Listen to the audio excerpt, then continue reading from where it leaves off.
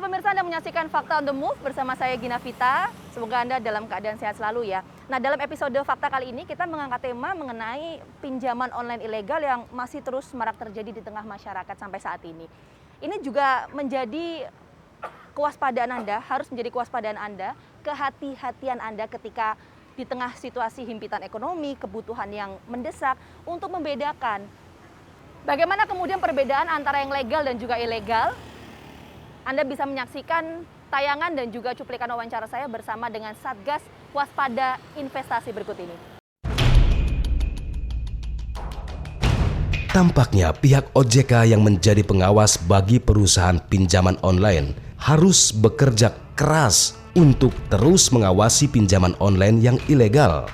Meski sejak 2018 hingga sekarang sudah lebih dari 3.000 aplikasi pinjaman online yang masuk kategori ilegal sudah dibersihkan, namun itu tampaknya belum cukup.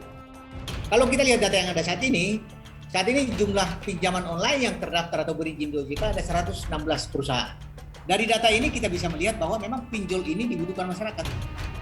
Tetapi apa yang terjadi di masyarakat kita, kebutuhan dana masyarakat yang besar ini dimanfaatkan oleh orang-orang tidak bertanggung jawab untuk melakukan penawaran pinjol ilegal. Nah, ini yang berbahaya. Jadi tindakan-tindakan masyarakat yang meminjam di pinjaman online ilegal ini tentu membahayakan masyarakat itu sendiri. Kita lihat saat ini ada 3.365 pinjol ilegal yang diberantas oleh Satgas Waspada Investasi. Nah, kita ingin lihat juga kenapa kok masih marak, sudah diblokir, kemudian muncul lagi. Dengan kemajuan teknologi informasi saat ini sangat mudah bagi pelaku ini untuk membuat situs, aplikasi, website, dan penawaran-penawaran melalui SMS atau media sosial yang memang sangat mudah diterima oleh masyarakat kita yang rata-rata saat ini punya smartphone. Kemudian juga mereka ini, para pelaku ini ada juga melakukan kegiatan di luar negeri. Servernya kita lihat ada beberapa yang di luar negeri. Pihak OJK mengklaim tidak bisa bekerja sendiri untuk memberantas pinjaman online ilegal. Peran masyarakat sangat diharapkan untuk tidak mengakses pinjaman online ilegal. Kami sampaikan masyarakat agar cerdas meminjam. Pinjam hanya pada fintech lending atau pinjaman online yang terdaftar atau berizin di OJK. Pinjam sesuai dengan kebutuhan dan kemampuan bayar. Jangan meminjam kalau tidak mampu bayar, dan juga jangan meminjam untuk menutup pinjaman lama, gali lubang tutup lubang. Bahwa sebelum meminjam, pahami manfaat, risiko, dan kewajibannya. Jangan setelah meminjam menyesal. Nah, ini masyarakat diminta cerdas meminjam. Ya, selain Satgas Waspada Investasi terkait dengan pinjaman online ilegal mendapatkan respon juga dari pihak MUI. MUI mengatakan bahwa sebetulnya maraknya pinjaman online ilegal ini juga tidak terlepas dari demand atau permintaan yang cukup tinggi dari masyarakat. Nah, bagaimana sih sebetulnya dari perspektif agama tentunya memandang mengenai pinjaman online ilegal ini? Kita simak liputannya berikut ini. Praktik pinjaman online atau pinjol tengah menjadi sorotan Majelis Ulama Indonesia atau MUI. MUI menilai pinjol banyak mudaratnya dan telah merugikan pihak-pihak yang meminjam dana itu. Di tengah canggihnya teknologi, tampaknya pihak pinjaman online ilegal memanfaatkan peluang ini untuk meraup keuntungan dari segi bunga yang tinggi, yang pada akhirnya membuat sang peminjam menjadi pesakitan. Ini yang dinyatakan haram ini kedua kriteria ini yang mana? Ya tentu yang ilegal. Karena kalau yang legal itu kan ada syaratnya, meminjamkan sekian banyak, maka keuntungannya pun ada batasnya. Saya melihatnya yang terjadi di pinjol itu adalah yang ilegal, bukan yang legal. Dan ini sudah ribuan yang di take down sebenarnya oleh pihak terkait, ya oleh OJK dan pengawasannya itu. Oke, nah perbedaan keduanya ini seperti apa kalau MUI melihatnya? Nah, kalau di syariah itu kan pinjaman itu menjadikan teknologi sebagai alat untuk mempertemukan antara orang yang berinvestasi dengan orang yang membutuhkan investasi atau dengan pengelola, maka disebut dengan peer-to-peer lending dalam istilah keuangannya itu.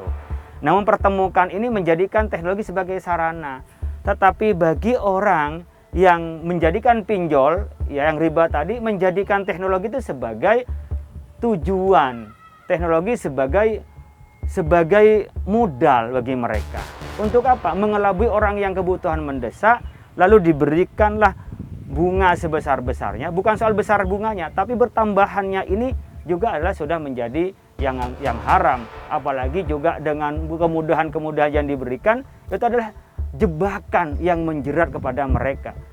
Meskipun sudah dikatakan haram untuk pinjaman online ilegal, namun masyarakat tampaknya masih belum melihat hal itu di tengah kondisi keterdesakan ekonomi saat ini.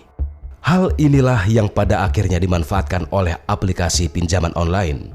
Kebutuhan berpikir masyarakat dijadikan sebagai makanan empuk untuk memasukkan masyarakat ke dalam lingkaran sesat pinjol. Sikap gaya hidup berlebihan bagi Khalil Nafis menjadi salah satu pintu masuknya pinjaman online ke dalam kehidupan masyarakat. Saya ada teman yang bercerita, dia menceraikan istrinya karena istrinya tak terkendali dengan minjam di online. Karena dia belanja juga online. Ini mungkin bisa menjadi peringatan bagi kita. Berarti daruratnya kan bukan persoalan riba semata, tapi ada darurat kepada keluarganya yang dia melampaui dari batas kemampuan untuk membayar keluarga itu. Nah, itu kan pinjaman ilegal yang kemudian ditekankan. Bagaimana dengan yang legal? Yang legal saya pikir yang syariah halal. Ya, kami sudah bertemu secara virtual dalam berbagai forum dengan Pak Khalil Nafis, Ketua MUI, bahwa yang diatur dalam fatwa MUI itu adalah mengenai fintech peer-to-peer lending syariah tentunya. Sedangkan fintech peer-to-peer lending konvensional tidak termasuk dalam fatwa tersebut. Jadi kami sangat mendukung ya upaya-upaya pengembangan fintech peer-to-peer lending syariah di Indonesia karena potensi pasarnya sangat besar. Oleh karena itu apa yang diatur oleh fatwa MUI ini adalah sesuatu yang baik tentunya untuk kemaslahatan umat tentunya. Namun demikian memang peer-to-peer lending yang konvensional tidak masuk dalam fatwa itu dan ini tetap juga berkembang untuk melayani masyarakat kita. Modus-modus yang digunakan pinjaman online untuk mengelabui pemerintah sangat beragam. Mati satu, tumbuh seribu. Mungkin istilah ini yang pantas disandangkan kepada pinjaman online ilegal saat ini. Meskipun sudah dilakukan penutupan atas aplikasi pinjaman online, namun masih banyak saja pinjaman online ilegal yang bermunculan. Di take down satu aplikasi, itu tumbuh 100 aplikasi. Maka kalau kita haramkan, yang diharamkan itu sudah hilang, nggak muncul bola baru. Makanya kita membangun kesadaran masyarakat, biar apa? Biar demand-nya itu sedikit. Sehingga nanti kita tidak repot dengan supply-nya. Nah, mungkin ini orang-orang yang mensuplai ini kan melihat ini potensi uang, potensi bisnis. Karena apa? Karena ada demand-nya. Jadi hukum ekonomi supply and demand ini kita coba mengedukasi masyarakat. Syukur-syukur supply-nya pun sadar. Ya Allah, saya kok bekerja begini nih. Ngambil makan dari menyengsarakan orang ini kan. Nanti akan tergoncang-goncang gitu ketika nanti di akhirat. Kayak orang ditiup oleh angin, ditiup oleh setan tuh nanti orang-orang yang makan riba. Dan jangan lupa saksikan selalu Fakta on the Move. Jangan lupa like, komen, dan juga subscribe. Sampai jumpa.